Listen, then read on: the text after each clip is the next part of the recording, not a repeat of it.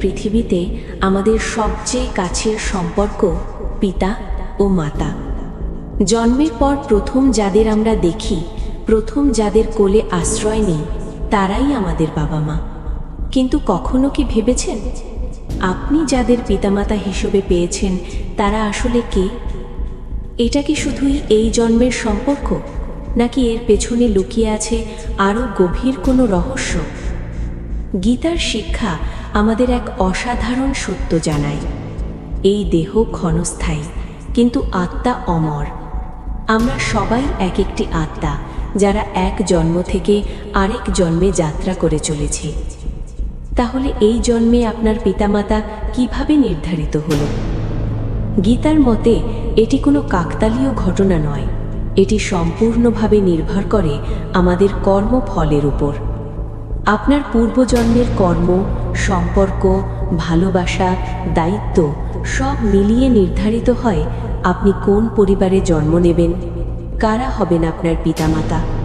অর্থাৎ আজ যাদের আপনি আমার মা, আমার বাবা বলে ডাকছেন, তারা হয়তো পূর্বজন্মে ছিলেন আপনার বন্ধু, শত্রু বা অন্য কোনো সম্পর্কের অংশ।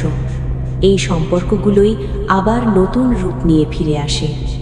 এই কারণেই শাস্ত্রে বলা হয়েছে, এই পৃথিবীতে আমাদের আগমন কোনো কাগজপত্র পূরণ করে হয় না, সব কিছুই পূর্ব নির্ধারিত। পিতামাতা শুধু আমাদের জন্ম দেন না, তারা আমাদের জীবনের প্রথম শিক্ষক। তাদের কাছ থেকেই আমরা শিখি ধর্ম, নীতি, ভালোবাসা, ত্যাগ, সহানুভূতি। কিন্তু এখানে একটি কঠিন সত্য আছে, এই সম্পর্ক চিরস্থায়ী নয়। মৃত্যুর পর দেহ শেষ হয়ে যায় এবং সেই সঙ্গে এই সম্পর্কও শেষ হয়ে যায়।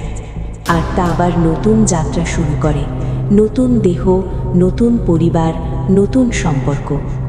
তাহলে কি পিতামাতার সম্পর্কের কোনো মূল্য নেই? অবশ্যই আছে, বরং এই সম্পর্কই আমাদের জীবনের সবচেয়ে গুরুত্বপূর্ণ অধ্যায়গুলোর একটি।